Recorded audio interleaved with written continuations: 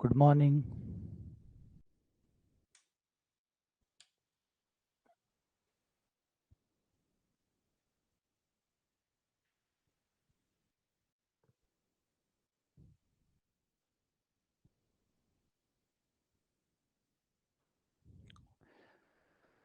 सुप्रभात। सुबह की राधे राधे। सुबह का राम राम। आ जाओ। आप सभी का स्वागत है। आज नए टॉपिक के साथ आए हैं। आज ग्रेजुएशन लेवल में नए टॉपिक के साथ शुरुआत करेंगे। राधे राधे। जय श्री कृष्णा। जय भोलेनाथ। जय भोलेनाथ। हर हर महादेव। जय माता दी।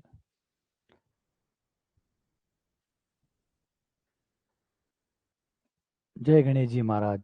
गणेश जी महाराज का नाम लेके आज नया टॉपिक स्टार्ट करने जा रहे हैं ग्रेजुएशन लेवल में। तो थोड़ा सा आनंद लीजिएगा, शुरुआत अच्छी करिएगा। शुरुआत ही अच्छी है तो फिर सब कुछ अच्छा ही अच्छा होगा, क्योंकि शुरू अच्छी हो रही है तो फिर आगे आगे सब कुछ बेहतर ही चलेगा। सुप्रभात। सुप्रभात।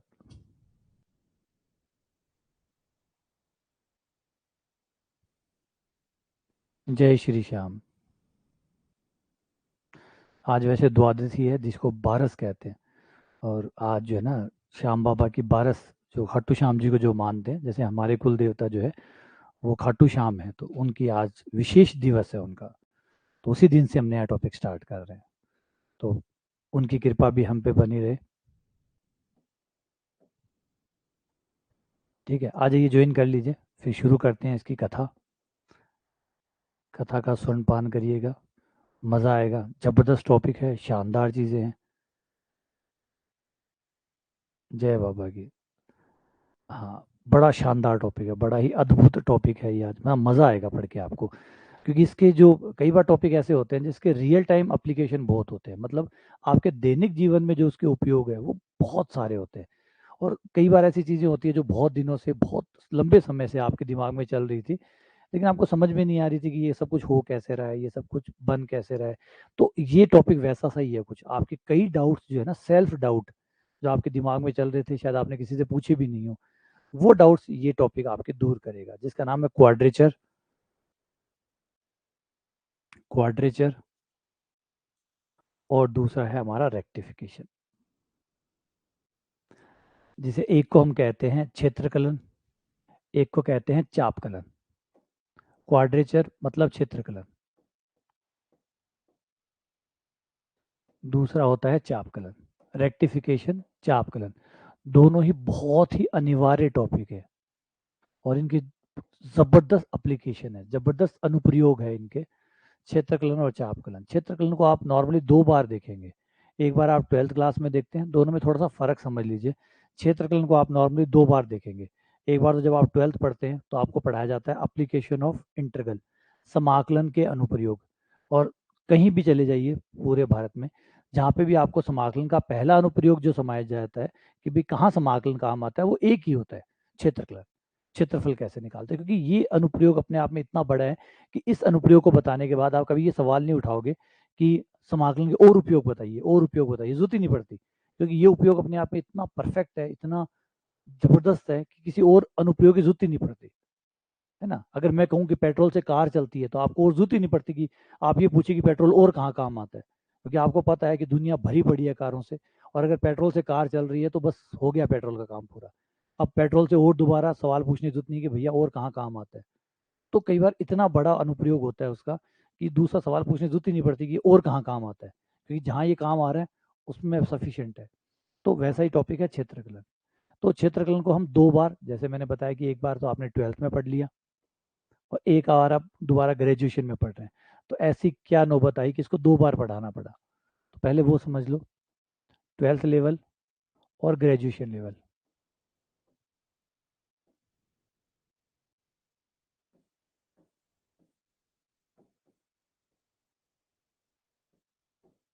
जब आप ट्वेल्थ लेवल पे होते हैं तो प्रॉब्लम होती है ग्राफ की, क्योंकि क्षेत्रकलन का मतलब होता है क्षेत्रफल निकालना।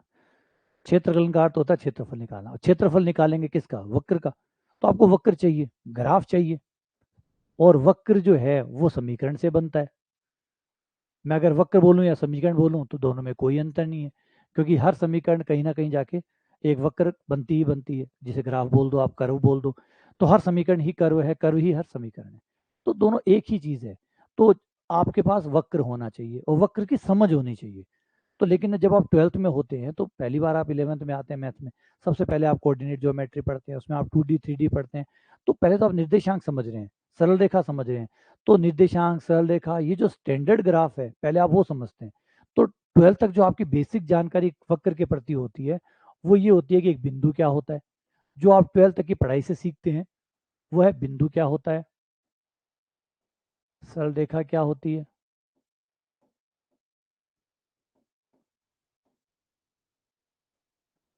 वृत्त क्या होता है, परवलय क्या होता है,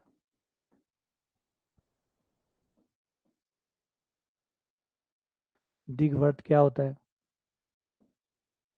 और अति परवलय क्या होता है। तो उस समय आपको सिर्फ नॉलेज मिलती है इन चीज़ों की, और ये भी अपने आप में बहुत ज़्यादा है। ये भी अपने आप में बहुत ज़्यादा है, क्योंकि आप इसको भी कम करके नहीं आ सकते।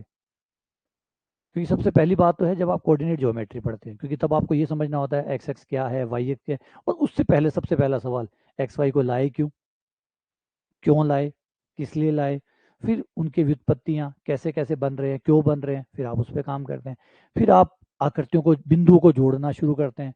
तो सरल रेखाएं, वर्त, परवलय, दिग्वर्त, ये विशेष प्रकार के पढ़ाए जाते हैं। इस दौरान भी आपके बीच में कई सवाल पैदा हो जाते हैं कि यूं ही क्यों मिला रहे हो, ऐसे क्यों नहीं मिला रहे हो, मतलब गोलाई बनाना क्यों जरूरी है, टेढ़ा मेढ़ा बनाए तो वहां पे भी ढेर सारे सवाल आते हैं। मतलब और भी आकृतियां आपके मन में उभर के आती है, लेकिन उन आकृतियों को उस समय जगह नहीं मिलती, क्योंकि उस समय हमने तय किया होता है कि 12th तक हम सिर्फ यही आकृतियां पढ़ेंगे, क्योंकि ये आकृतियां भी अपने आप में बहुत ज्यादा है। ये भी बहुत ज्यादा है। इनके ऊपर भी ढेर सारे समीकरण है, ढेर सारी इनकी स्पर्श रेखाएं, अभिलंब, और बहुत कुछ नाना प्रकार की चीजें इनमें ऑलरेडी होती है। तो यही कवर नहीं होता तो हम और की उम्मीद ही कैसे करें। तो जब हमने वक्र ही इतने ही पढ़े हैं, तो फिर क्षेत्रफल हम ज्यादा का तो नहीं निकाल सकते, तो क्षेत्रफल भी ये निकालते हैं। तो हमारा जो 12th क्लास का क्षेत्रफल रहता है वो सीमित रहता है इनके इर्द गिर्द। बस वर्त, परवलय, दिग्वर्त, अति परवलय ज्यादा हो गया तो कोई मोड वाला फलन आ गया, जो आता है और जाता है, वो मोड वाले फलन आ गए, या कुछ साइन कोस डाल दिए। तो थोड़ा बहुत इतना जो लेवल है वो हमारा 12th का लेता है। तो जब हम ग्रेजुएशन में आते हैं, फिर ग्रेजुएशन में क्या करते हैं, ग्रेजुएशन में आपको पढ़ा दी जाती है कर्व ट्रेसिंग। अब कर्व ट्रेसिंग पढ़ा दी तो आपको छोड़ दिया कि अब तो तुम कोई भी ग्राफ बना सकते हो। आप कहोगे हाँ हाँ कोई भी बना सकता हूँ अब तो कैसा भी समीकरण आपको दे दिया जाए तो ग्राफ बन जाएगा, बोला बन जाएगा। अब जब ग्राफ बन जाएगा तो फिर क्षेत्रफल निकालने में क्या दिक्कत है। तो बस 12th लेवल में आप एनी कर्व पे आ जाते हैं, मतलब फिक्स कर्व से, स्टैंडर्ड कर्व से एनी कर्व के ऊपर आ जाते हैं। ये अंतर ग्रेजुएशन में मिलता है। ग्रेजुएशन में आपके कर्व का कोई नाम नहीं होता, ये भैया ये समीकरण है, इसका क्षेत्रफल निकालो। अब आपको समीकरण का नाम भी नहीं पता होता क्या है क्या नहीं है। यहाँ तो आपको नाम तो पता था कि इसको परवलय बोलते हैं, वर्त बोलते हैं, दिग्वर्त बोलते हैं, अति परवलय बोलते हैं, ये बोलते हैं। यहाँ पे जब यूजी लेवल में आपका ग्राफ आएगा तो उसका कोई नाम ही नहीं होगा, बस खाली एक समीकरण होगा और कहेगा जाओ इसके लूप का क्षेत्रफल निकाल दो, वाई बराबर एक्स स्क्वायर एक्स माइनस ए, जाओ और इसके लूप का क्षेत्रफल निकाल दो। कौन सा ग्राफ है नहीं पता, ग्राफ कौन सा है नहीं पता, क्या नाम है कोई नाम नहीं है, बस जाओ और इसके लूप का क्षेत्रफल निकाल के ले आओ। तो ये है यूजी लेवल और वो है 12th लेवल। बात फर्क समझे है? तो दोनों में एक चीज कॉमन है, वो है क्षेत्रफल, क्षेत्रफल ज्ञात करना। तो ज्ञात तो क्षेत्रफल ही कर रहे हैं, बस उनका कर रहे हैं, तो आप 12th लेवल का बोलेंगे। और कोई भी कर्व आ गया जिसका नाम वाम कुछ नहीं है, कोई अता पता नहीं है, लेकिन क्षेत्रफल निकाल रहे हो, तो समझ जाओ कि वो यूजी लेवल पे पहुंच चुके हैं। ठीक है ना। तो ये डिफरेंस हो गया क्षेत्रकलन का। चलो आगे बढ़ते हैं, अगली कहानी पे आते हैं। समझो दोनों चीज़ों को पहले, जो मेन डिफरेंस है उसकी बात करते हैं। क्यों ज़रूरी है, क्यों ज़रूरी है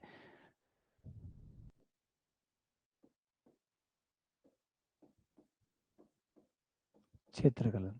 एक्चुअल में जो क्षेत्रकलन होता है वो पूरा वर्ड जो है वो आप दो प्रकार की चीज़ों के साथ देखते हैं। एक होता है क्षेत्रफल, या क्षेत्र बोल दो आप, क्योंकि जब क्षेत्र होगा तो क्षेत्रफल अपने आप ही होगा।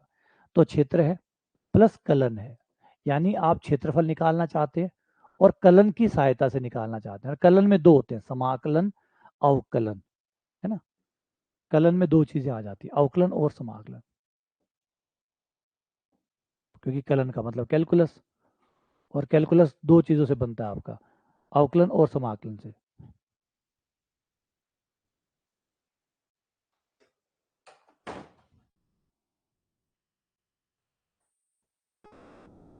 और क्षेत्र से अर्थ हो गया आपका क्षेत्रफल से। तो क्षेत्रफल का कलन मतलब क्षेत्रफल को कलन की सहायता से ज्ञात करना, मतलब अवकलन और समाकलन की सहायता से ज्ञात करना। तो ये हमारा बेसिक आइडिया होता है। अब बात ये आ जाती है कि क्यों हम कलन पे क्यों जा रहे हैं, हम कलन पे क्यों जा रहे हैं, हम अवकलन समाकलन पे क्यों जा रहे हैं। क्षेत्रफल तो हमें निकालना आता है, क्षेत्रफल तो हमें निकालना आता है, लेकिन गौर करिए, जिनका क्षेत्रफल आपको निकालना आता है वो आकृतियां है कौन सी, वो आकृतियां है कौन सी जिनका क्षेत्रफल आपको आता है। आपको आता है त्रिभुज का क्षेत्रफल निकालना, नंबर एक। नंबर दो, चतुर्भुज का क्षेत्रफल निकालना। और चतुर्भुज में भी ये वाला वो वाला, है ना, वो कवर हो गए सारे। उसके बाद में आ जाओ वृत्त पे, वृत्त का। तो जो क्षेत्रफल आपको निकालने आते हैं उन आकृतियों को एक बार ध्यान से देखो और ये बताओ, ऐसी आकृति, ऐसी परफेक्ट आकृति आपने किताबों के अलावा कहाँ देखी। आपने ये जो आकृतियां हैं, त्रिभुज चतुर्भुज वृत्त, ये आकृतियां आपने अपनी किताबों के अलावा, जो किताबें हैं उनमें जो सवाल है उनको छोड़ दीजिए और किताबों से बाहर जाके देखिए और बताइए कि कहाँ आपने ये त्रिभुज या चतुर्भुज या वृत्त देखा है। तो जवाब है कहीं नहीं देखा, कहीं भी नहीं देखा। कौन सा समुद्र जो है वो त्रिभुज के आकार का है, किसका खेत त्रिभुज के आकार का है, किसका घर का जो प्लॉट है वो त्रिभुज के आकार का है। तो जवाब है नहीं है, किसी का भी नहीं है, क्योंकि परफेक्ट त्रिभुज या परफेक्ट चतुर्भुज या परफेक्ट वर्त नाम की चीज होती ही नहीं है। तो हमारे जीवन में कहीं भी ये दिखते ही नहीं है। तो जिनका क्षेत्रफल हमें निकालना आता है सूत्र की सहायता से, वो तो कहीं एग्जिस्ट ही नहीं करते, दिखते ही नहीं है वो तो कहीं। तो जब दिखते ही नहीं है तो फिर क्षेत्रफल, हमारी जो आकृतियां होती है वो इनमें फिट होती ही नहीं है। हमारी आकृतियां, हमारे तालाब को देखिए, है ना, आपके गांव में अगर कोई तालाब हो जाके देखिए, तालाब का शेप जो होगा वो ऐसा होगा, है ना। प्रकृति ये देख के नहीं बनाती कि आपको त्रिभुज चतुर्भुज वर्त पता है तो प्रकृति ने कहा कि चलो वर्ताकार बनाते हैं, बच्चा परेशान ना हो, तो उसने तालाब को वर्ताकार बना दिया या त्रिभुजाकार बना दिया या चतुर्भुजाकार बना दिया, ताकि कहीं बच्चे ने जितना पढ़ा है उसके हिसाब से क्वेश्चन बनाएंगे, है ना। प्रकृति भी वैसी चीजें बनाने लग जाए, तो ऐसा तो नहीं होता। तो आपकी जो आकृतियां होती है वो नियमित नहीं होती, इन्हें आप नियमित या रेगुलर शेप कह सकते हैं। ये है नियमित, फिक्स बने हुए हैं, और ये है अनियमित। और ये तो एक है, पता नहीं कैसे कैसे अजीबो अजीबो शेप जो है वो आपको नॉर्मल डे में देखने को मिलते हैं। यानी कुल मिला के आप कह सकते हैं कि जिसका क्षेत्रफल हम जानते हैं वो काम नहीं आते, और जो काम आने चाहिए उनके क्षेत्रफल हमने पढ़े नहीं है। तो ये हो गया। अच्छा, फिर दूसरी प्रॉब्लम हमारी हो जाती है कि क्षेत्रफल की जो शेप है वो भी तो बहुत अजीब अजीब है। ये भी कोई एक शेप नहीं है कि चलो इसको मान लो इसका कैसे ना कैसे करके जुगाड़ करके कुछ बना भी लिया। कल आपको किसी दूसरे तालाब पे जाओगे तो आपको पता चलेगा उस दूसरे तालाब का शेप कुछ और ही है। किसी और तालाब में गए, वहां जाके देखा, उसका शेप कुछ ऐसा आ रहा था। ये लो, अब वो तालाब किसी और शेप का था, किसी का खेत कोई और शेप का था। तो ये सब चीजें कैसे हो, इन सबको कैसे टैकल करें। तो फिर हमने सोचा, हमने नहीं, ये योग से शुरू होता है, यहाँ योग से शुरू हुआ और ये बन गया आगे। और योग करने का जो काम है वो समाकलन से आया, योग वो आया समाकलन से। और एक अजीब बात है लेकिन सच है, इसी वजह से क्षेत्रफल निकालने की इस प्रवृत्ति के कारण, देखिए समाकलन शुरुआत में भी था, अवकलन से पहले समाकलन था। अजीब लगेगा लेकिन ये सच है। समाकलन नॉर्मल हम क्या पढ़ते हैं कि अवकलन का उल्टा समाकलन होता है, यानी अवकलन आया फिर हमने उसको उल्टा किया तो समाकलन बन गया, जबकि ये सच नहीं है। समाकलन अवकलन से पहले भी विद्यमान था। अगर आप दोनों के बारे में देखें, दोनों की टाइमलाइन देखें, तो आपको पता चलेगा कि समाकलन पहले आया था, अवकलन बाद में आया था। अवकलन आया था न्यूटन से, लेबनीज से, अवकलन वहां से आया था, लेकिन समाकलन तो उससे पहले भी था, पहले भी था। और इसीलिए इसका नाम जो इंटरगल है, इंटरगल का मतलब ही योग करना होता है, इंटीग्रेट करना। वर्ड पढ़ो देखो, इंटीग्रेट करना, इंटीग्रेट का मतलब होता है इकट्ठा करना, जोड़ देना, चिपका देना, टुकड़े जो है टुकड़ों को मिला के जोड़ देना, उसे इंटीग्रेट कहते हैं। तो वर्ड देखो, इंटीग्रेट, जिसका डिफ्रेंशिएशन से कोई लेना देना ही नहीं है। तो इसका मतलब समाकलन जो था वो एक्चुअल में बहुत पहले से ही था, लेकिन वो अवकलन से जुड़ा बाद में। अवकलन बाद में पता चला, जैसे ना बाद में पता चला कि अच्छा इससे जुड़ा हुआ है, पहले पता नहीं था। पहले समाकलन अपना अलग चल रहा था, वो जोड़ का काम कर रहा था और बढ़िया कर रहा था। फिर अवकलन आया और फिर पता चला कि अवकलन को अगर उल्टा कर दिया जाए तो कहीं ना कहीं वो समाकलन से कनेक्ट हो जाता है, वो कनेक्ट हो गए, है ना, रिलेशन बाद में बने। समझ गए बात, ये होती है। अच्छा, हुआ कैसे, शुरुआत कहाँ से हुई और कैसे ये आगे बढ़ा?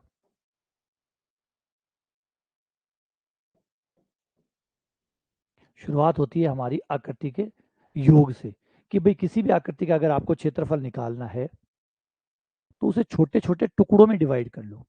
छोटे छोटे टुकड़ों में डिवाइड कर लो, उन टुकड़ों में डिवाइड कर लो जिनको आप जानते हो। जैसे आयत को आप जानते हो, त्रिभुज को आप जानते हो, वृत्त को आप जानते हो। तो जिन जिन आकृतियों को आप जानते हो, अपनी मेन आकृति को छोटे छोटे टुकड़ों में बांट लो।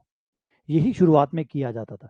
शुरुआत में जो खेत होते थे, जमींदारी जैसे ली जाती थी, तो खेत का जो साइज नापा जाता था वो अप्रोक्सीमेटली नापा जाता था। यानी आपके खेत को जो है इस तरीके से छोटे छोटे आयतों में बांट लिया जाता था, जैसे ये खेत है, ठीक है। शुरुआती जो दौर था उसको समझा रहा हूँ कि पहले कैसे होता था। पहले आपके खेत को आयताकार मान लिया जाता था, आयताकार इस तरीके से माना ये आपका ये खेत है, और क्षेत्रफल निकाल लिया जाता था। अब आप कहोगे इसमें तो ज़्यादा खेत चला गया, बिल्कुल चला गया।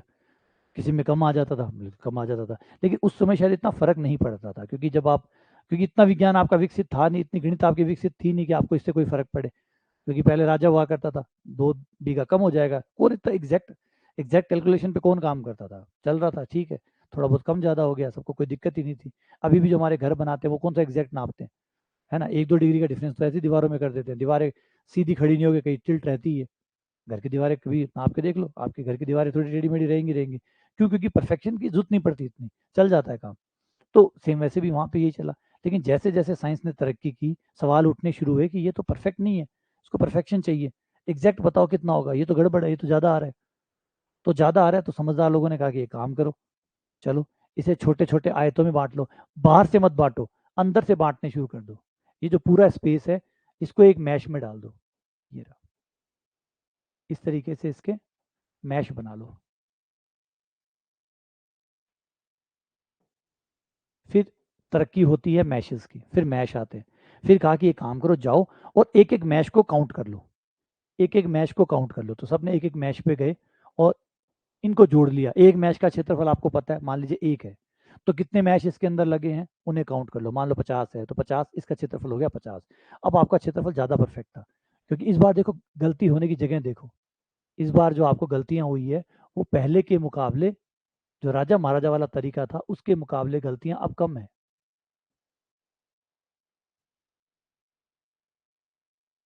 अब गलतियों की जगह देखो,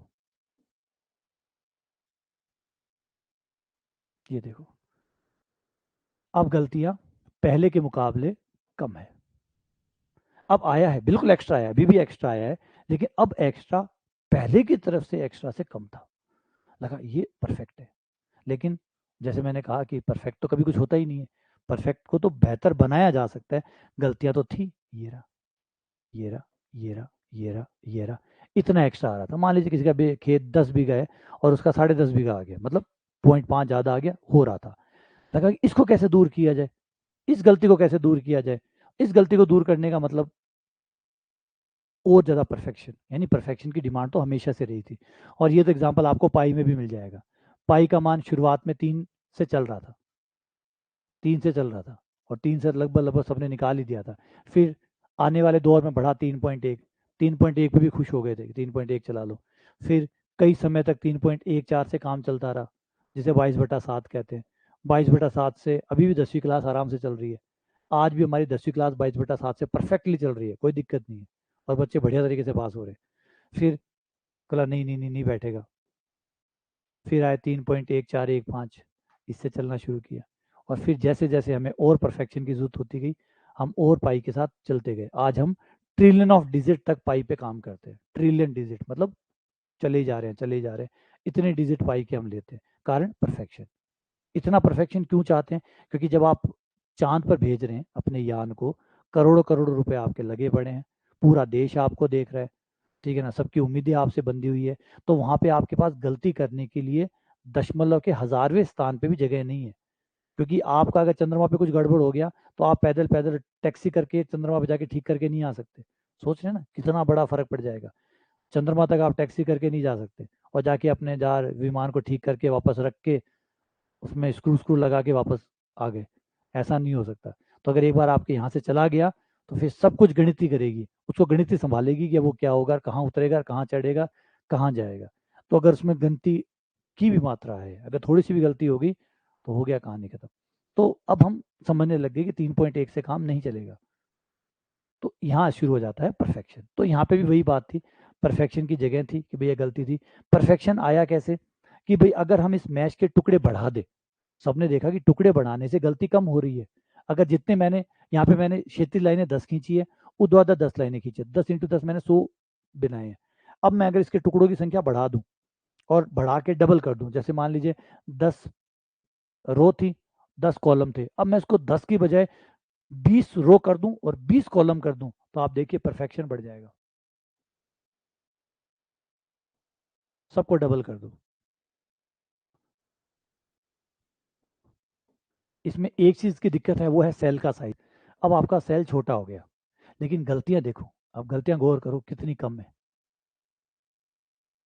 पहले वाली गलती से आपकी गलती अब और कम हो रही है। देखो पहले इतना एक्स्ट्रा आ रहा था, दिख रहा है यहाँ वाला, यहाँ देखो ये पिंक इतना आ रहा था और ब्लू ने इतना कम कर दिया, गलती को इतना सुधार दिया, और ये मैंने सिर्फ डबल किया तो इतना सुधरा। अब सोचो मैं डबल को और डबल कर दूं तो आपको गलती और कम हो जाएगी। अच्छा डबल को फिर और डबल कर दूं तो गलती और कम हो जाएगी। अच्छा डबल को फिर और डबल कर दूं तो गलती और कम हो जाएगी। अच्छा फिर और डबल कर दूं तो गलती और कम हो जाएगी। इसके बाद अगर ये चीज़ मैं बार बार करता रहूं तो गलती और कम होती जाएगी। यानी हर बार मैं अगर साइज बढ़ाता चला गया तो ये गलती धीरे धीरे खत्म हो जाएगी, यानी मैं एकदम परफेक्शन पे आ जाऊंगा, एकदम परफेक्शन पे आ जाऊंगा। तो मैंने तय किया कि मैं जो सेल है एन, उसका साइज कर दूंगा अनंत, उसका साइज कर दूंगा अनंत, एन टेंड्स टू इनफाइनाइट, मतलब इतने टुकड़े करूंगा, इतने टुकड़े करूंगा, इतने टुकड़े करूंगा, बस करता ही जाऊंगा। अब दिक्कत एक खड़ी हो गई, इतने टुकड़े जब आप करेंगे तो आपका जो एक सेल है उसकी हालत क्या होगी, वो भी तो देखो। ये एक सेल है, इसकी हालत क्या होगी, ये इतना ज्यादा छोटा हो चुका होगा, इसके क्षेत्रफल को मैं डेल्टा ए बोल देता हूँ, ये टेंड्स टू जीरो हो चुका होगा, ये टेंड्स टू जीरो हो चुका होगा, क्योंकि जब आप एन टेंड्स टू इनफाइनाइट करेंगे तो delta A tends to zero हो चुका होगा, इतना छोटा हो चुका होगा। अब इतना छोटा हो चुका होगा कि आपको दिखना तो बंद हो चुका होगा, पक्की बात है। दिखना तो अभी बंद हो जाता थोड़ी देर में, अभी बंद हो जाता। अगर ये 20 लाइन है, मैंने अगर इसको 200 लाइनें कर दी होती तो आपको डिफरेंस दिखना बंद हो जाता, क्योंकि हमारा पेन तब इससे ज़्यादा मोटा होता। 200 लाइनों में हमारा पेन ज़्यादा मोटा हो जाता सेल से, तो सेल दिखने ही बंद हो जाते, पूरा कलर में आ जाता। तो 200 पे हमारा ऐसे करता, 200 पे अगर ऐसा हो रहा है तो सोचो 2000, 2 लाख, 2 करोड़, 2 अरब, और अरब के भी अरब पे क्या होता, तो सेल का साइज सोचो क्या होता। अब वो जो सेल का साइज है, एक चीज अच्छी है, अब ये हमारे हाथ से जुड़ने वाला विज्ञान तो नहीं रहा। अब मैं अगर सबको कह दूं कि भैया अब ये काम करो, सारे जो एरिया है सबको जोड़ लो, सब सेल के क्षेत्रफल को जोड़ लो, आपको परफेक्ट क्षेत्रफल आ जाएगा। तो अब ये संभव नहीं है। अब जो हाथ से गिनने वाला काम था, जो मैनुअली काम था, वो खत्म हो गया। अब आप इसको ऐसे तो नहीं जोड़ सकते, अनंत चीजें हैं, अगर आप जोड़ने लगे तो कई पीढ़ियां खप जाएगी, फिर भी जोड़ नहीं आएगा। तो इसका मतलब है क्या, इसको छोड़ दें, अनंत टुकड़े ना करें? लेकिन ये बात भी गलत है, अगर अनंत टुकड़े नहीं करेंगे तो क्षेत्रफल वो परफेक्ट नहीं आएगा, यानी जो कह रहे हो ना एग्जैक्ट क्षेत्रफल, वो नहीं आएगा। एग्जैक्ट क्षेत्रफल चाहिए तो अनंत टुकड़े करो, अनंत टुकड़े करोगे तो हाथ से नहीं हो सकता। तो यहाँ पे शुरू होती है गणित का एक नया रूप, जिसका नाम है इंटीग्रेशन। इंटीग्रेशन क्या करता है, बस यही करता है, बहुत छोटे अल्पांश को जोड़ने का काम, जो आप हाथों से नहीं जोड़ सकते, उसे जोड़ने का काम करता है समाकलन। तभी मैंने कहा था समाकलन मतलब इंटीग्रेशन, जोड़ना, योग करना, बारीक से बारीक, बारीक से भी बारीक, और उससे भी ज्यादा बारीक को अगर कोई जोड़ सकता है तो वो है समाकलन। तो ये है समाकलन का उद्गम। समाकलन क्यों आया, क्योंकि आप अब अपने हाथों से नहीं जोड़ सकते, ये हाथ वाला काम, हाथ वाली कारीगरी खत्म हो गई, अब कारीगरी शुरू होती है गणित की। तो फिर गणित का आविष्कार हुआ, ठीक है। और ये हमारा शुरू होता है रीमान से।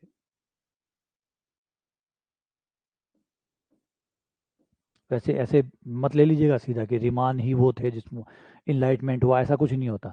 कोई भी चीज़ अगर धरती पे आविष्कार हुई है तो पीछे कई टुकड़ों में होते हुए आई है, कई टुकड़ों में होती आई है, फिर कहीं तक पहुंची है। मैंने एक ईंट और रखी है, बस ये है। आप ये कह सकते हैं रीमान ने फाइनल ईंट रखी है, ये कह सकते हो आप, अंतिम ईंट रीमान ने रखी थी। मैं मकान तो बन ही रहा था, किसी ने नींव भरी है, किसी ने ऊपर मकान बनाया, किसी ने और ईंटें रखी है, कोई ईंटें लेके आया है, कोई बजरी लेके आया है, किसी ने मिक्स की है, सब कुछ किया है, लेकिन आखिरी ईंट वो रिमान ने रखी है। तो अब आप ये कहो कि रिमान ने ही सारा बनाया, तो थोड़ा ज़्यादा हो जाएगा। इससे पहले भी बहुत से लोगों ने इसके ऊपर काम किया, फिर धीरे धीरे फाइनल ईंट जो है, इसको वेल डिफाइंड करने का काम अच्छे से डिफाइंड करने का काम रिमान ने किया, सही से परिभाषित। क्योंकि अभी इसमें कई शब्द अधूरे अधूरे हैं, कई सवाल आप मुझसे उठा सकते हैं, कई सवाल आप मुझसे उठा सकते हैं कि सर अनंत टुकड़े क्या होते हैं, कैसे होते होंगे। तो ढेर सारे सवाल आपके मन में आ सकते हैं और इनके जवाब मैं अभी ढंग से नहीं दे पाऊंगा। इसका मतलब कमी है, कमी है। तो इस कमी को ही रिमान ने पूरा किया और उसको सही तरीके से परिभाषित किया, लॉजिकली तार्किक रूप से परिभाषित किया, ताकि इस तरीके से परिभाषित किया कि आपके सारे सवाल खत्म हो जाए, आप इसके ऊपर कोई भी सवाल ना उठा पाए। तो वो काम रिमान ने किया और इसीलिए इसका नाम पड़ गया आर इंटरगल। रिमान को समान देने के लिए इसको रिमान इंटरगल कहा गया। और ऐसा याद है कि रिमान भी फाइनल तीन थे कि रिमान ने जो बना दिया वो पत्थर की लकीर है। अब रिमान ने सारी, तो हमेशा जब भी आप कुछ करते हैं हमेशा बेहतर की जगह खुली रहती है। तो रिमान ने जो किया उसे और बड़ा किया जा सकता था और बढ़ाया जा सकता था।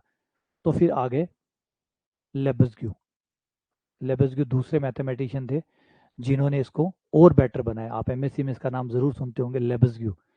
लेबेसग्यू जो थे उन्होंने शुरू किया और उन्होंने कहा कि यार समाकलन हमेशा आप अंतराल पे ही क्यों करवाते हो, ए से बी क्यों करवाते हो, आप ए से बी ही समाकलन, क्योंकि रिमान ने समाकलन कराया था ए से बी तक।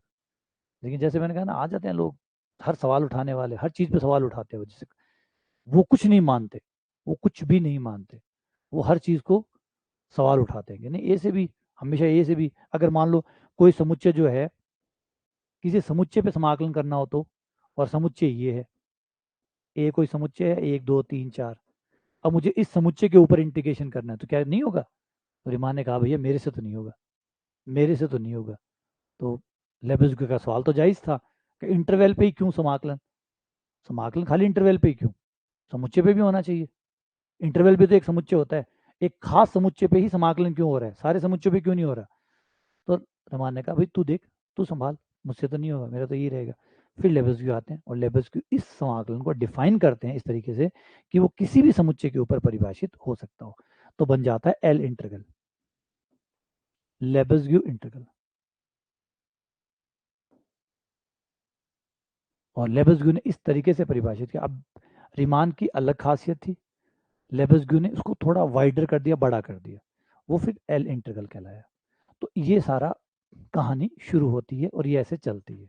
तो समाकलन का क्या रोल है, छोटे छोटे अल्पांशों को जोड़ना, जिसको आप मैनुअली मतलब हाथों से नहीं जोड़ सकते। क्यों नहीं जोड़ सकते, क्योंकि अनंत बार है ये, और अनंत चीजें आप कैलकुलेटर से नहीं जोड़ सकते। आप कैलकुलेटर से 1000 चीजें जोड़ सकते हैं, 10,000 चीजें जोड़ सकते हैं, 10 लाख चीजें जोड़ सकते हैं, 10 करोड़ चीजें जोड़ सकते हैं।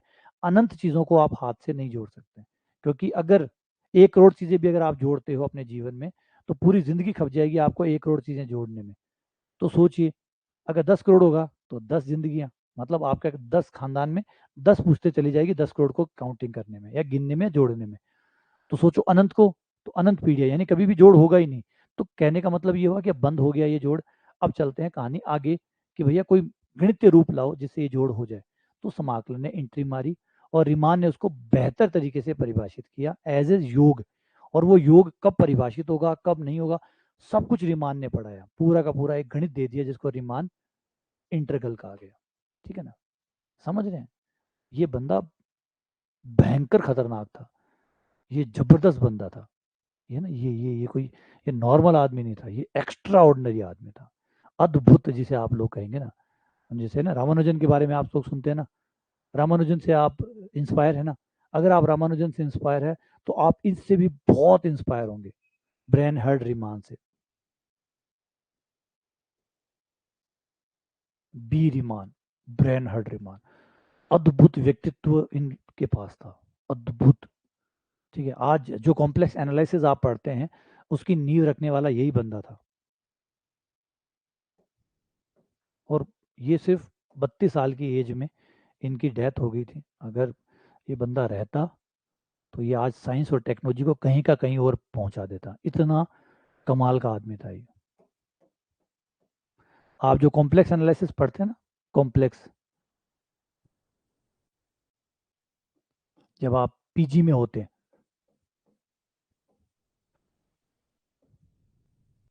पीजी में जब आप होते हैं, मैं कॉम्प्लेक्स नंबर की बात नहीं कर रहा हूँ, दोनों में फ़र्क है। कॉम्प्लेक्स नंबर वो होता है जैसे आप 12th में पढ़ते हैं कि जेड क्या है है ना। जब आप कॉम्प्लेक्स नंबर, z क्या है, a प्लस आइटा b होता है, जिसमें a और b रियल नंबर होते हैं, आइटा काल्पनिक संख्या होती है, इसका एक मापांक होता है, इसका एक कोणांक होता है, दो बिंदु के बीच की दूरी होती है, ये सब कहलाता है कॉम्प्लेक्स नंबर। जब ये सब कुछ आप पढ़ते हैं तब तक आप सिर्फ कॉम्प्लेक्स नंबर पढ़ रहे हैं। तो जो आप 12th में पढ़ते हैं उसका नाम है कॉम्प्लेक्स नंबर, सम्मिश्र संख्या। जब, हाँ, जब आप आगे बढ़ते हैं तो आपका सवाल उठता है कि जब कॉम्प्लेक्स नंबर पढ़ लिया तो इसे फंक्शन भी तो बनने चाहिए, इससे फंक्शन भी बनने चाहिए, जैसे रियल फंक्शन बनते हैं। तो आप जब एफ जेड बनाना शुरू करते हैं ना पहली बार, तो समझ जाइए कि कॉम्प्लेक्स एनालिसिस स्टार्ट हो गई है। जब आप एफ जेड बनाना शुरू कर दें, आप फलन की डिमांड करने लग जाएं कि भैया मुझे फलन भी चाहिए, तो समझ जाओ कि अब बड़ा हो गया, अब कॉम्प्लेक्स बड़ा हो गया, फलन मांगने लग गया ना बच्चा। जैसे कि अब पापा मुझे साइकिल चाहिए, तो समझ जाओ बच्चा बड़ा हो गया, अब अपनी डिमांड मांगने लग गया, अपनी चीज़ें खुद मांगने लग गया। तो बस वही है, जेड बड़ा नहीं था, कॉम्प्लेक्स में जेड बड़ा नहीं होता, छोटा छोटा ही चलता रहता है।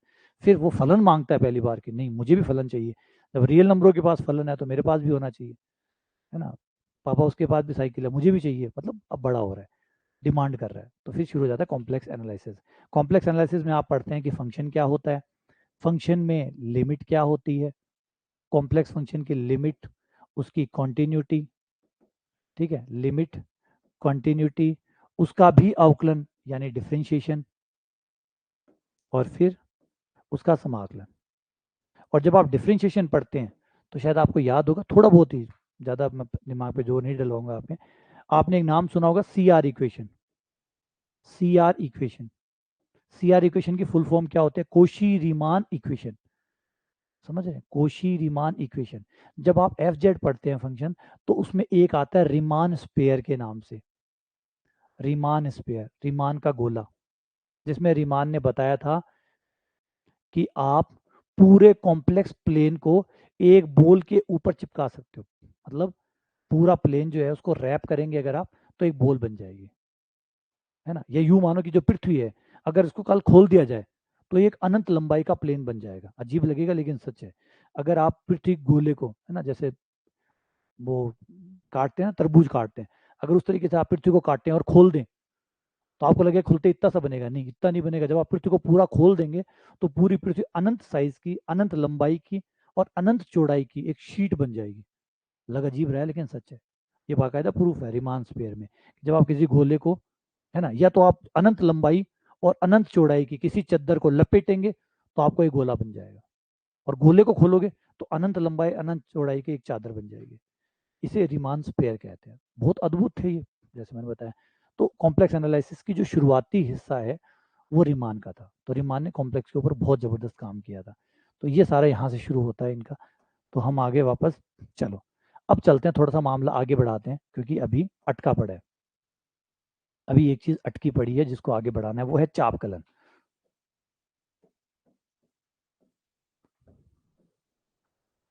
थोड़ा सा इसको, है ना, मैं सीधा थ्योरी पे नहीं आना चाहता, डायरेक्ट ये नहीं बताना चाहता ऐसे ऐसे होता है, मैं थोड़ी सी कहानी समझाना चाहता हूँ कि सब कुछ आता कैसे है, ताकि क्या है कि आपके दिमाग में पिक्चर रहे, है ना। ये खालिस्तान मैं नहीं छोड़ना चाहता, क्योंकि बहुत सारे सवाल होते हैं बच्चे के दिमाग में, जब तक उनके जवाब नहीं मिलते वो टॉपिक स्टार्ट ही नहीं करता, उसका बटन ऑन ही नहीं होता। तो वो सवाल है, उसको पहले मैं डील कर रहा हूँ। तो थोड़ा सा समय थोड़ा ज़्यादा लगेगा, लेकिन विश्वास करिए ये ज़्यादा वर्थफुल है, ये ज़्यादा अच्छा है। बजाय मैं सीधा वाई डी एक्स समाकलन का चिन्ह लगाता और वाई डी एक्स करता ना, वो उतना मज़ा कभी नहीं देता आपको जितना अभी आपको समझ में आ रहा है। क्योंकि पहली बात तो आपको समझ में आ रहा है कि चित्रकला आप पढ़ क्यों रहे हैं, है ना। आप कारण जान पा रहे हैं कि क्यों पढ़ रहे हैं, किस लिए पढ़ रहे हैं, किस चीज़ पे ये आधारित है, किसने इसमें कुछ किया है। वो सारी कहानियां जो है ना वो पहले होनी जरूरी है, उसके बाद टॉपिक शुरू होना चाहिए, है ना। आगे बढ़ते हैं, अगला कंसेप्ट आता है हमारा चापकलन का।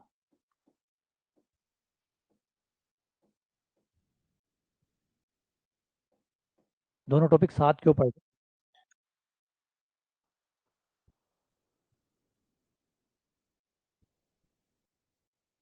हाँ, नहीं, कई थोड़े से मान लो परेशान तो नहीं हो रहे ना, क्योंकि मेरा वो हमेशा रहता है कि मैं पूरे अच्छे से पढ़ाना चाहता हूँ, मन से, मतलब दिल से पढ़ाना चाहता हूँ। मैंने कहा ना, हमेशा दो ही चीज़ें मुझे ज़िंदगी में पसंद है, पढ़ना और पढ़ाना। बस ये दो चीज़ें हैं, क्योंकि हर चीज़ बहुत अच्छी है, बहुत अच्छी है ना। अगर आप अच्छे से नहीं रखोगे अपने बच्चों के सामने, तो आप कल टीचर बनने वाले हैं, आप भी बच्चों को पढ़ाओगे, और आप बच्चों को जाके पढ़ाओगे वाई डी एक्स सीधा, फिर उस बच्चे को बाद में कहोगे तुझे कुछ नहीं आता नालायक, तुझे कुछ नहीं आता, अरे कहाँ से आएगा। उसको इंटरेस्टिंग बनाया नहीं, उसकी सारी कहानियां आपने बताई नहीं, कहानी आपने छुपा ली, आपने सारी चीजें छुपा दी बच्चे से। अब फिर कह रहे हो तुझे, सीधा रट्टा मरवा रहे हो उससे। कहानी तो समझाओ, इतनी इंटरेस्टिंग कहानी है, सब समझाओ तो सही, कहाँ से आया, कैसे रूपरेखा इसकी तय हुई, तो उसका आनंद ही अलग है पढ़ने का। एक क्लास आप में इतनी जान बढ़ देगी कि अब आपको पढ़ने का मन करेगा कि सर मजा आ रहा है, हाँ सर और पढ़ाइए, ऐसा मजा आना चाहिए। तो वो कारण मिलेगा आपको। ठीक है, आ जाओ चापकलन के ऊपर आ जाओ। मान लीजिए एक शहर है ए, और आप उससे शहर बी जा रहे हैं। ठीक है, शहर ए और बी के बीच में अच्छी खासी सड़क है, लेकिन क्या हमें उम्मीद कर सकते हैं कि ए और बी के बीच में जो सड़क होगी, जो भी ए से बी के बीच में जो सड़क बनी हुई होगी, क्या वो एग्जैक्टली ऐसी होगी? क्या ये सड़क होगी? तो जवाब है ना, ऐसा तो नहीं होता। ऐसा तो सड़क कभी कहीं नहीं दिखेगी। बहुत रेयर केस में अगर आपको एक सीधी सड़क मिल सकती है कि जो एकदम सीधी सड़क आओ, तो एकदम सीधी सड़क तो चांसेस ही नहीं है। तो एक्चुअली में जो आपकी सड़क होती है सामान्यतः, वो इस तरीके से जाएगी, कुछ इस टाइप की सड़क होगी, दाएं बाएं घूमती घूमती, या हो सकता है कि इस तरीके से जाए। ठीक है, अब बात यहाँ से शुरू होती है कि जब आपकी सड़क ऐसी है और आपके रूप में लिखा हुआ है, आप अपने मोबाइल को खोलते हैं और आप पूछते हैं कि ए से बी जाना है, मुझे ए शहर में हूँ, बी शहर में जाना है, कितना किलोमीटर है? वो कहता है 45 किलोमीटर है। ठीक है, इसका मतलब है कि आप ए से बी तक जब जाएंगे तो 45 किलोमीटर दूरी नापेंगे। 45 किलोमीटर। अब क्वेश्चन मेरा ये है कि ये सड़क नापी कैसे? सड़क नापी कैसे? जो आपके पास स्केल है, गौर करना, आपकी स्केल तो ऐसी होती है, ऐसी, सीधी, ऐसी होती है। अब मुझे ये समझाओ, इस स्केल को इसके ऊपर कैसे रखोगे आप? आपकी जो स्केल है उसको इसके ऊपर कैसे रखोगे? आपकी स्केल तो टेढ़ी होती नहीं है, आपकी स्केल तो टेढ़ी होती नहीं है। या आप ये नहीं कर सकते, जाओ एक बार सड़क सीधी बना दो, पहले सड़क को सीधी बनवा लेते हैं, पहले पहले एक बार खर्चा लगा के टेंडर निकलवा के सड़क सीधी बनवा लेते हैं, उसको नाप लेते हैं, फिर सड़क को दोबारा फुड़वा के टेढ़ी मेढ़ी बनवा देंगे, जैसे जरूरी है वैसे बनवा देंगे। तो क्या ऐसा हो सकता है? जवाब है नहीं हो सकता। फिर क्या करते हो कि अपनी स्केल को ऐसे मोड़ते हो? स्केल, सड़क को नापने के लिए स्केल को थोड़ी मोड़ते हैं अपन। तो हम करते क्या होंगे, हम कैसे नापते होंगे? और एक्चुअल में हम ऐसे ही नापने पड़ते हैं हमें, क्योंकि हमारे जितने भी रास्ते हैं वो सारे उबड़ खाबड़ ही होते हैं, आड़े टेढ़े तेढ़े होते हैं। इनको नापे कैसे? बात समझ में आ रही है? आप कैसे नापेंगे? अगर आपको नहीं समझ में आ रहा तो एक काम करिए, अपनी जो कमर है उसको, जो छोटे वाली जो स्केल होती है ना, जिससे 10 सेंटीमीटर वाली, जो आप छोटी क्लास में यूज करते थे, 10 अभी खुद ही पता चल जाएगा आपको, परेशानी आपको खुद समझ में आ जाएगी। एक 10 सेंटीमीटर जो स्केल होती है आपके पास, बच्चे के पास, जो छोटा बच्चा है जो स्केल रखता है, उस स्केल से अपनी कमर को नाप के दिखाओ, उस स्केल को रखो और अपनी कमर नाप के दिखाओ, और फिर आपको दावा और करना है कि आपने एकदम सही नापी है। फिर आपको ये दावा और करना है कि आपने एकदम सही नापी है, एकदम सही नापना है आपको, कोई कमी नहीं रहनी चाहिए। समझ में आ रहा है परेशानी? क्योंकि आपका जो कमर है वो घुमावदार है, आपकी कमर घुमावदार है, इवन एग्जैक्टली घुमावदार भी नहीं है, थोड़ी आड़ी टेढ़ी है। अब उस कमर पे अगर आप स्केल रखेंगे तो आपको स्केल को मोड़ना होगा, कभी सीधी रखनी पड़ेगी, कई बार स्केल को तोड़ना होगा, क्योंकि कई जगह ज़्यादा बाहर निकल रही है स्केल, बाहर निकल रही है तो थोड़ी तोड़ दो उसको। तो समझ पा रहे हैं कि नापना कितना मुश्किल होगा? तो यही कहानी सबसे बड़ी प्रॉब्लम हमारी होती है कि हम इस तरीके से नहीं नाप सकते। ये प्रैक्टिकल तरीका नहीं है जो आपका नापने का है कि स्केल से नापने वाला, वो प्रैक्टिकल तरीका नहीं है। तो इस तरीके को प्रैक्टिकल बनाने के लिए क्या किया जाए, अब उसकी बात करते हैं। प्रैक्टिकली कैसे होता है? जब आप दो शहरों के बीच की दूरी नापते हैं, ये है ए और ये है बी, और इनके बीच का रास्ता मैं मान लो ये ले लेता हूँ। ठीक है, अब आप क्या करेंगे, आप जिस तरीके से नापते हैं वो ये होता है, आप इसको ए से बी के बीच के रास्ते को कुछ पॉइंट्स में डिवाइड कर लो। मान लो आपने 5 पॉइंट बना लिए, एक यहाँ बना दिया, एक यहाँ बना दिया, एक यहाँ बना दिया, एक यहाँ बना दिया, और एक ये जो लास्ट वाला बी है वो बन गया, ए और बी। याद रखिए आपकी स्केल मुड़ नहीं सकती, क्योंकि अगर आपकी स्केल मुड़ गई, फर्क समझो, अगर आपकी स्केल मुड़ गई तो फिर स्केल सही नहीं बता सकती, क्योंकि स्केल को 1 मीटर ये होता है, 1 मीटर ये नहीं होता, ऐसे घुमावदार 1 मीटर नहीं होता। बात समझो, अगर आपने इस स्केल को मोड़ दिया तो क्या स्केल सही बता पाएगी आपको? आपने स्केल को मोड़ दिया, मोड़ने के बाद आपने मान लो अपने पेट के हिसाब से स्केल को मोड़ दिया, अब बताइए मोड़ने के बाद में क्या आपकी स्केल सही बता पाएगी? नहीं, क्योंकि आपकी स्केल को ऐसे ही नापा जाना चाहिए था, एकदम सीधा, तभी एक एक है, दो दो है। घुमाते ही क्या होगा, घुमाते ही आपके नंबरों के बीच का जो गैप है वो कम ज्यादा हो जाएगा। बात पकड़ पा रहे हैं मैं क्या बता रहा हूँ? जब आप स्केल को घुमाएंगे ना, मोड़ेंगे ना, तो मोड़ते ही अभी देखो, अभी जब स्केल सीधी है ना, सीधी है तो एक और दो के बीच का गैप, एक और दो के बीच का गैप, दो और तीन के बीच, तीन और चार के बीच का गैप, चार और पांच के बीच का गैप बराबर है। एक और दो के बीच में उतना ही गैप है जितना दो और तीन के बीच में, उतना ही तीन और चार के बीच में, उतना ही पांच और छह के बीच में।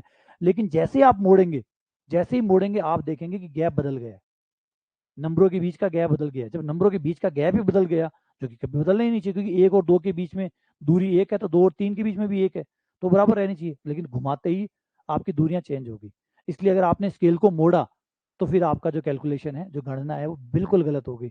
तो कहने का मतलब आप स्केल को मोड़ नहीं सकते, स्केल को मोड़ नहीं सकते। स्केल को तो आपको सीधा रखना ही पड़ेगा।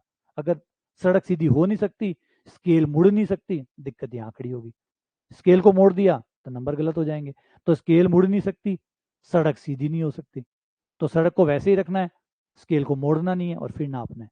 तो यहाँ शुरू होती है कहानी कि हमने क्या किया, कुछ पॉइंट्स बनाए और ऐसे नापा। स्केल मुड़ नहीं सकती, ध्यान रखिएगा, स्केल मुड़ेगी नहीं।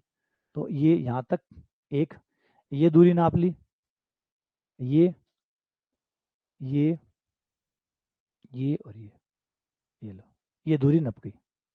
लेकिन आपको भी समझ में आ रहा होगा दूरी में गड़बड़ तो है, परफेक्ट तो नहीं है, क्योंकि यहाँ पे ये दूरी आई है जबकि आनी ये चाहिए थी। थोड़ी सी दूरी यहाँ गड़बड़ा गई, थोड़ी दूरी यहाँ गड़बड़ा गई, थोड़ी यहाँ गड़बड़ा गई, थोड़ी और, तो दूरी तो गड़बड़ा गई, है ना।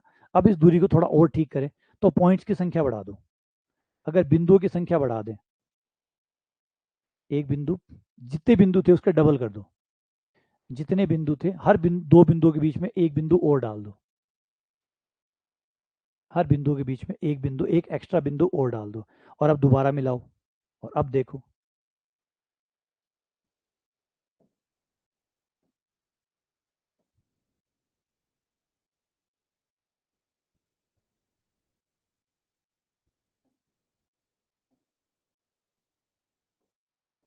अब गौर करो।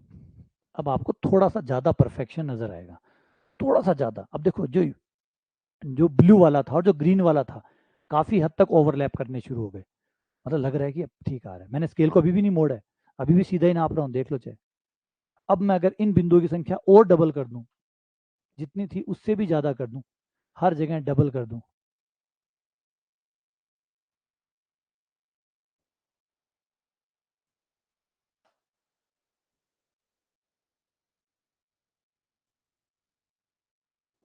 और अब मैं मिलाऊं,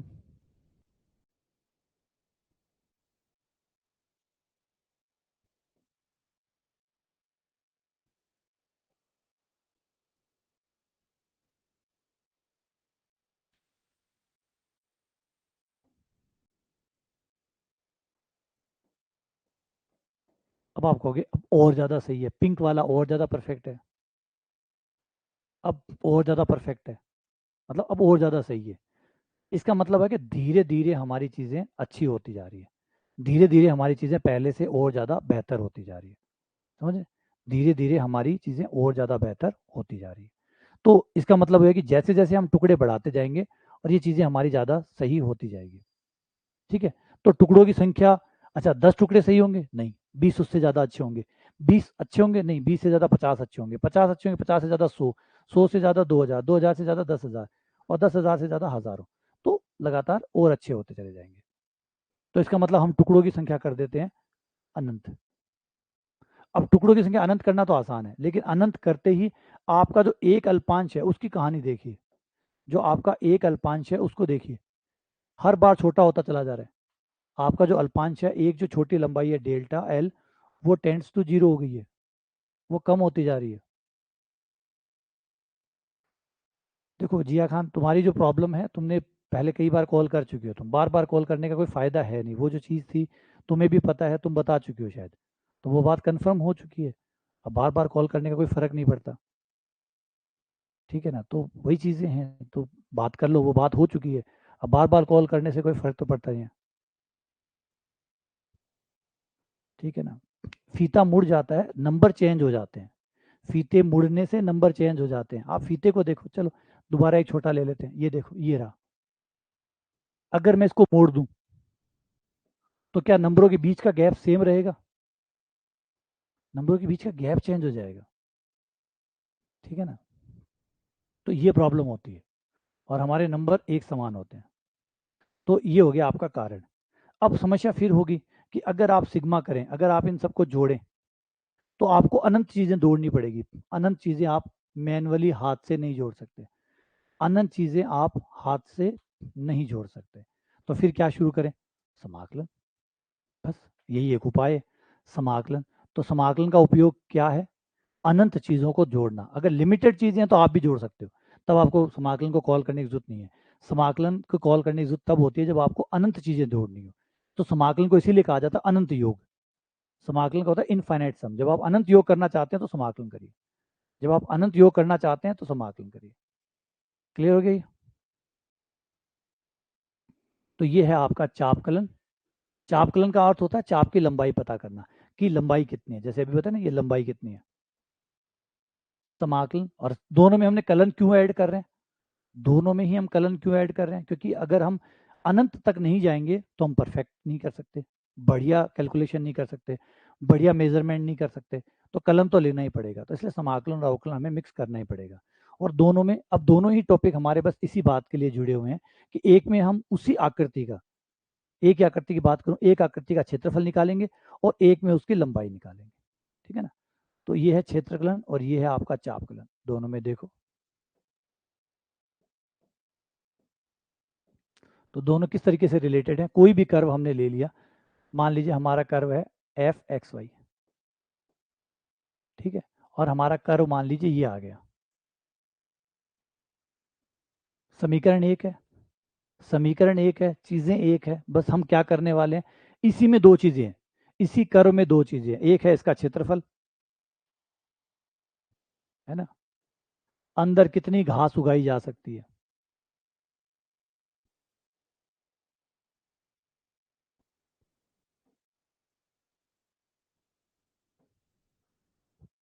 अंदर कितनी घास उगाई जा सकती है, ये आपका कहलाता है क्षेत्रफलन। ये क्षेत्रफल हो गया। इसको ज्ञात करने के लिए आप समाकलन का यूज करके क्षेत्रफल निकालेंगे। दूसरा है इसकी लंबाई, इसकी जो बाड़ है, इसकी जो लंबाई है, ये आप निकालेंगे चापकलन से।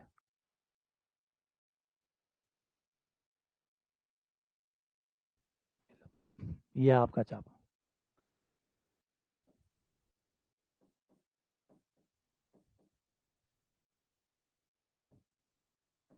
चाप की लंबाई, चापकलन।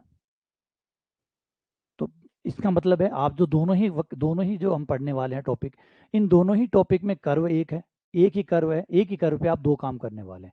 एक बार आप उसकी क्षेत्रफल निकालने वाले हैं, एक बार आप उसकी चाप निकालने वाले हैं। बस एक बार आप क्षेत्रफल निकालने वाले हैं, एक बार आप उसका चाप निकालने वाले हैं। बस इतनी फर्क है, बाकी आइडिया एक ही है। दोनों में फर्क जो मैंने बता दिया, एक लंबाइयों को अनंत बार जोड़ रहा है, एक छोटे से अल्पांश जो क्षेत्रफल है उसको अनंत बार जोड़ रहा है, कर रहा योग ही है। दोनों में कोई भेद नहीं है, वो भी जोड़ कर रहा है, वो भी जोड़ कर रहा है, लेकिन जोड़ जिसका हो रहा है उसमें अंतर है। वो आपके क्षेत्रफल अल्पांश को जोड़ रहा है, वो लंबाई अल्पांश को जोड़ रहा है। ठीक है ना? ये देखो, वो जोड़ रहा है आपके, जब आप क्षेत्रफल निकालते हैं तो आप क्षेत्रफल अल्पांशों को जोड़ते हैं, और जब आप चापकलन करेंगे तो आप जो लंबाई वाला अल्पांश है डेल्टा एल, और ये है डेल्टा ए। क्षेत्रफल अल्पांशों को जोड़ने से क्षेत्रफल बनेगा और लंबाई अल्पांशों को जोड़ने से लंबाई बनेगी। ये है सारा विज्ञान। अब ये समझ में आया नहीं आया?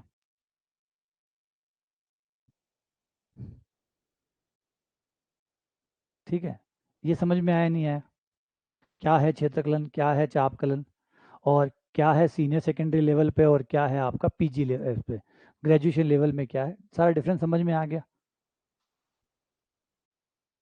सभी को आ गया?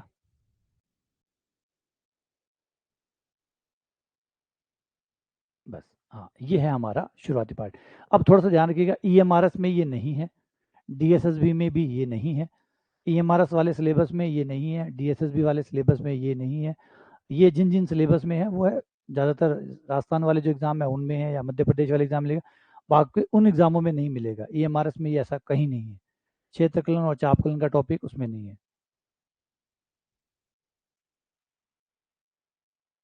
ठीक है, बढ़िया। नहीं, ज़रूरी था, थोड़ा सा टाइम तो देखो, एक क्लास तो लग जाती है, लेकिन ज़रूरी होता है कि वो चीज़ें दिमाग में टिके।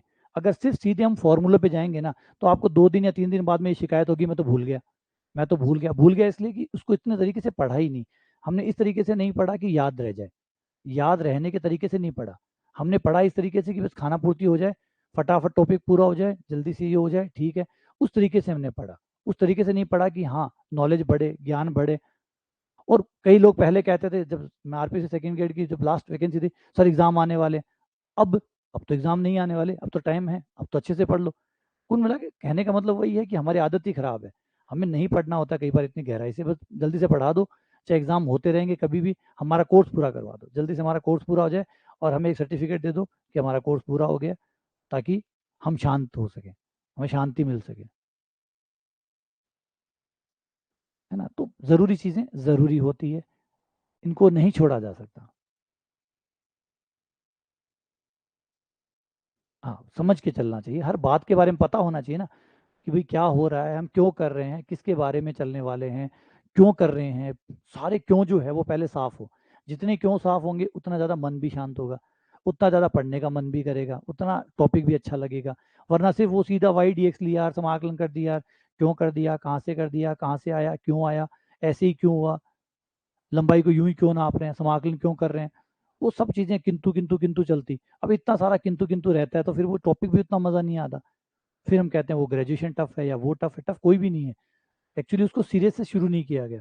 अगर उसके शुरू से शुरू किया जाता तो कोई टॉपिक टफ नहीं होता। कोई टॉपिक ऐसा नहीं है कि वो टफ है। बस प्रॉब्लम है कि अब थोड़ा थोड़ा आप पढ़ाओगे, बहुत सारा छोड़ दोगे, थोड़ा सा पढ़ाओगे, तो टफ होना ही होना है। और पूरा पढ़ा के देखो, मजा ले, प्रॉब्लम आ जाए। कहानी को शुरू से शुरू करो, ठीक है ना। चलिए, कल इसको फॉर्मूले वाइज शुरू करके कल एग्जाम्पल इसके स्टार्ट कर देंगे क्षेत्रकलन के। क्षेत्रकलन में थ्योरी में ज़्यादा कुछ है नहीं, कहानी बस यही थी जो आपको अर्थ समझाना था, वो समझ में आ गया। बाकी आपको फिर कल फॉर्मूले वॉर्मूले ला के सवालों के साथ अभ्यास शुरू कर देंगे। पहले आप क्षेत्रकलन से शुरू करेंगे और फिर चापकलन से करेंगे।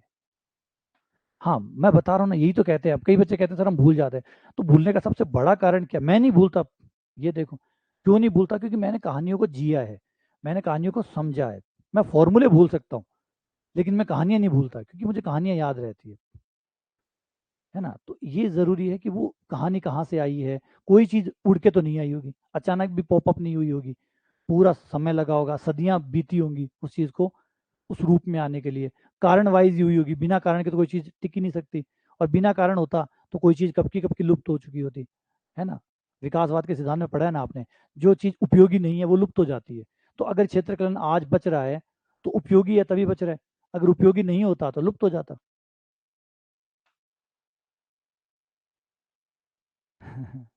अच्छा, एरिया आपको निकालना है, इसका एक अच्छा तरीका है, एक अच्छा तरीका है। कई बार बच्चे जो है वो क्लास में पूछते हैं सर इसको हम कैसे काम में लें, तो इसका एक छोटा सा तरीका है जो आप खुद से अपने जीवन में काम में ले सकते हैं, है ना। नॉर्मली क्या करते हैं आप लोग इसका एक छोटा सा एग्जांपल ले लो। मान लो आपको अपना जो फर्श है या जो भी खेत है, या कोई छोटी सी जगह ले लो जिसको नापना है, जो आड़ा टेढ़ा है, उस पे आप अपने चीनी के क्यूब है ना, चीनी वाले, थोड़ी चीनी वेस्ट जाएगी, या कागज बिछा लेना ताकि वापस उठाई जा सके। तो चीनी जो होती है, चीनी के क्यूब क्रिस्टल एक जैसे होते हैं, चीनी के क्यूब को इसके ऊपर डाल दीजिए, आराम से बराबर। पहले तो बिछा, पहले चीनी डाल दो, फिर उसको बिछा दो, फिर किनारे मिला लेना, किनारे जो है वो मिला लेना। इतना ध्यान रखना कि चीनी के जो क्यूब हैं वो एक दूसरे के ऊपर ओवरलैप ना हो, बिल्कुल बराबर एक समान बिछा लेना। फिर चीनी के क्यूब को एक तरफ करना और उनको काउंट करना कि वो कितने हैं। एक क्यूब का क्षेत्रफल निकालना, सबसे गुणा कर देना, आपका वो जो क्षेत्रफल है वो आपको मिल जाएगा। ठीक है, ये आप कर सकते हैं। ये एक सिंपल सा प्रयोग है, छोटा सा। कोई भी एक कागज पे एक आड़ा टेढ़ा चित्र बनाना, उस पर चीनी डालना, क्योंकि चीनी हमारे पास है जो एक समान है, तो चीनी डालना। चाय पत्ती तो एक समान होती नहीं है, चीनी एक समान होती है, चीनी डालना, चीनी को बराबर बराबर बराबर बिछा देना, किनारों को मिला देना, एक्स्ट्रा हो उसको निकाल लेना, कम हो तो ज़्यादा ऐड कर देना, लेकिन रखना बराबर। चीनी में एक क्यूब के ऊपर दूसरा क्यूब ना चढ़ जाए, इस बात का ध्यान रखना। ठीक है, फिर उस सारे क्यूब को एक तरफ करना, एक से सारे जोड़ लेना। समझ गए, तो ये होता है इससे। तो ऐसे देखो, प्रैक्टिकल चीज़ें हैं ये। कोई ये सोचे कि ये नहीं, समाकलन प्रैक्टिकल नहीं है, प्रैक्टिकल नहीं है क्या? देखो ऐसे ही तो होता है। ऐसे आप चीनी चीनी के डब्बे से किसी का क्षेत्रफल निकाल लो, 1 किलो 2 किलो चीनी लगेगी, फिर क्षेत्रफल आ जाएगा।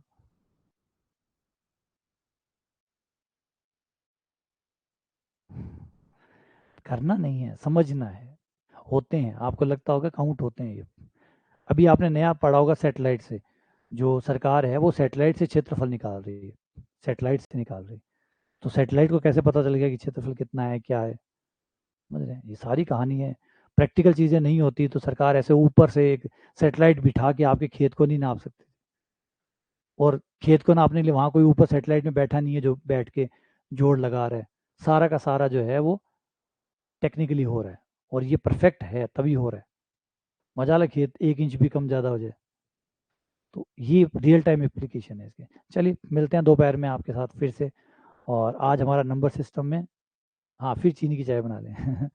ठीक है, शाम को मिलते हैं, अच्छा दोपहर में मिलते हैं नंबर सिस्टम के साथ, विल्सन थ्योरम के साथ। और विल्सन थ्योरम की भी थोड़ी कहानी पढ़ेंगे और फिर सवाल करेंगे। ठीक है।